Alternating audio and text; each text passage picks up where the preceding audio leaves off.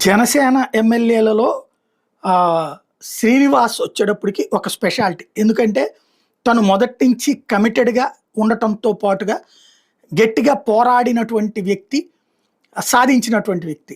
అయితే ఆయన తాజాగా చెప్పినటువంటి మాటలు సంచలనం సృష్టిస్తున్నాయి. ఏంటయ్యా అంటే, కొంతమంది నేతలు మా పార్టీ అంటే తెలుగుదేశం ఉందని అధికారులు బెదిరిస్తున్నారు. నేను చనిపోతే ఉప ఎన్నికలు వస్తాయని ఎదురు చూస్తున్నారు అంటూ తాజాగా ఆయన చేసినటువంటి స్పీచ్ సంచలనం సృష్టిస్తోంది. దాంతో ఇప్పుడు దాని మీద హాట్ కామెంట్స్ ఒకసారి చర్చకొచ్చినాయి. ఏంటి విందాం. సరే, నేను ఒక సామాన్యుని. మా నాన్నగారు ఒక ఆర్టీసీ డ్రైవర్.